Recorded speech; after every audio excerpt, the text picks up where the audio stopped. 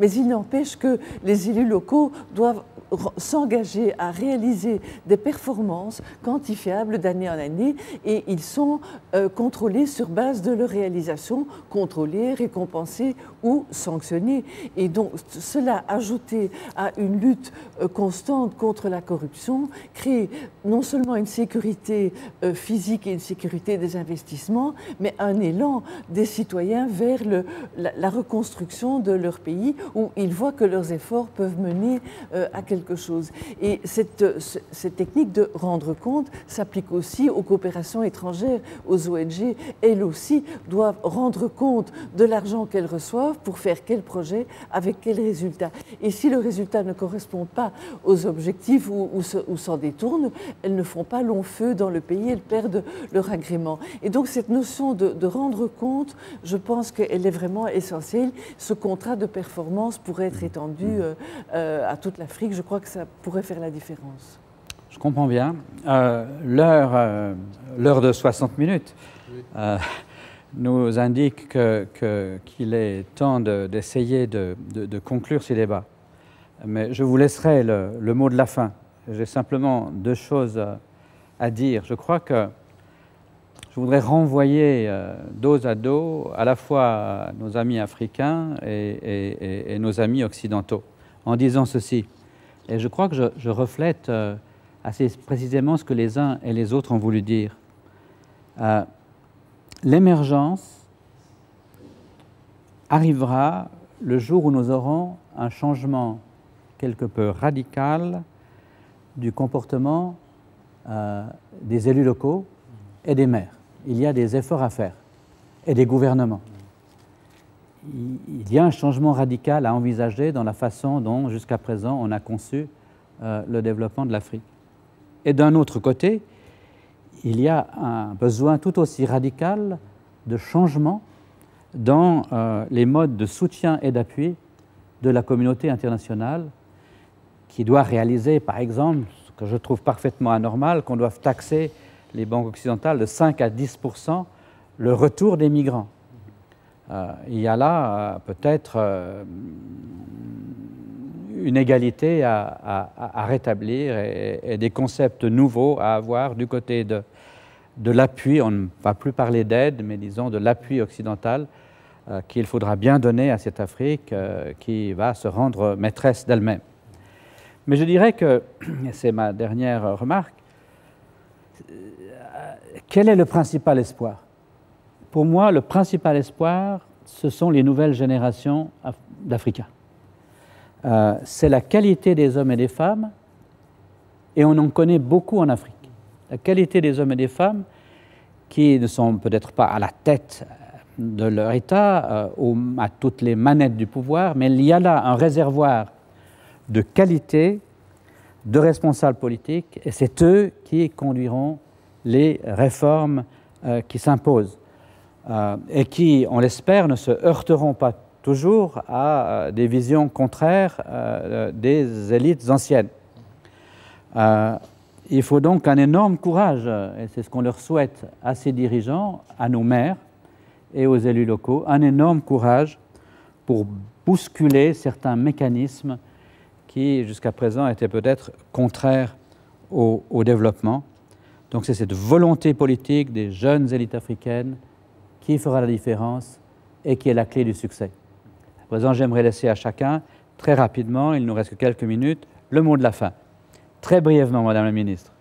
En tout cas, merci à l'AIMF de cet échange et de tout l'accompagnement depuis plus de 30 ans maintenant des élus locaux. Nos maires en Afrique en profitent pour échanger, partager les expériences et puis avoir aussi la force de continuer et aussi de porter des plaidoyers sur les nouveaux défis. La sécurité est un vrai défi en Afrique aujourd'hui. Toutes les sous-régions, prenons le cas de la République centrafricaine, tous les pays aux alentours de la République centrafricaine ont reçu des réfugiés. Le Tchad, on a reçu pas mal. La RD Congo, le Cameroun qui croule sous le poids des réfugiés. Donc c'est toute la sous-région aujourd'hui qui est en difficulté. Donc ce n'est pas rien que de rappeler que les élus locaux en République centrafricaine sont aujourd'hui démunis et que, au-delà de ça, dans les pays voisins, les pays frontaliers, les voisins, le Cameroun a dû créer de nouvelles entités administratives pour gérer également nos réfugiés, le Tchad également. Il est temps que les élus locaux soient dans les enjeux de demain et qu'aussi, je pense qu'à l'occasion des 30 ans, des 50 prochaines années de l'Afrique, la présidente de la commission, Mme Zuma, avait lancé l'idée que les cadres africains de la diaspora puissent aussi s'intéresser à l'Afrique.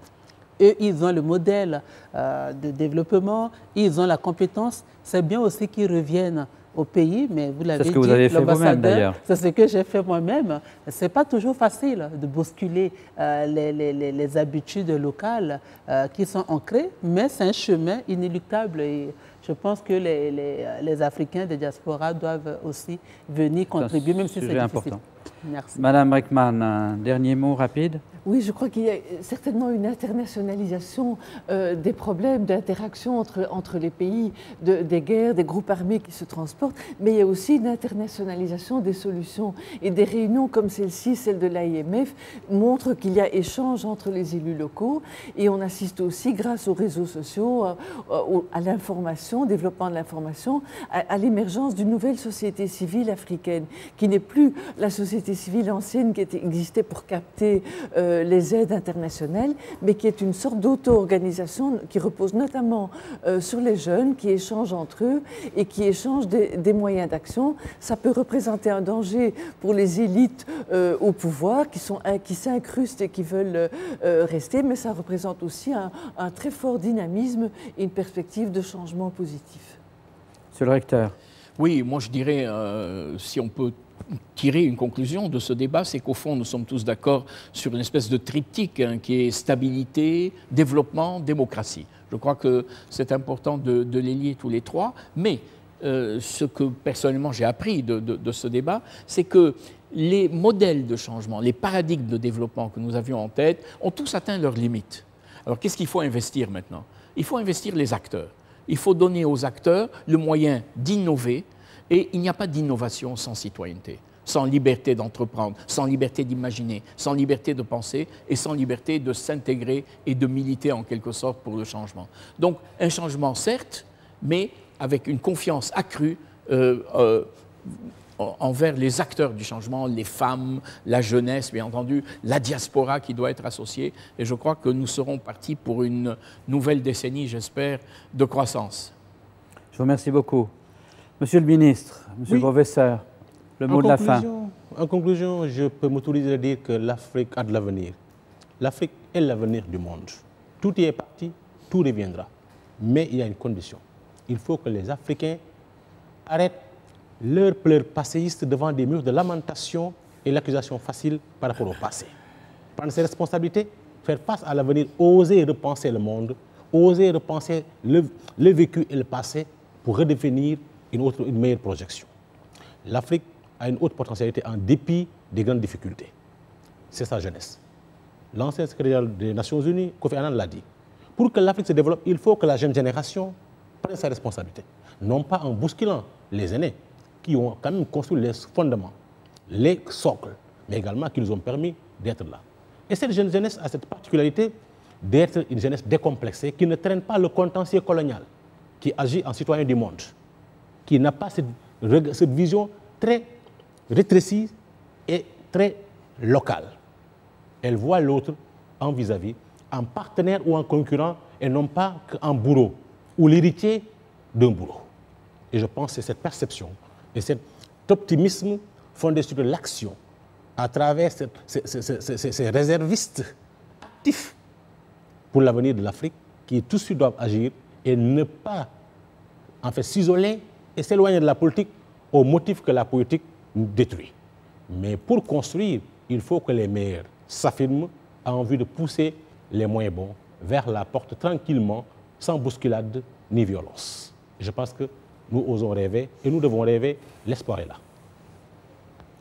Je vous remercie beaucoup. Laissez-moi remercier l'AIMF d'avoir songé à organiser le débat d'aujourd'hui. J'espère que les uns et les autres ont pu profiter de la richesse et de la franchise des échanges aujourd'hui. Je vous remercie de votre attention.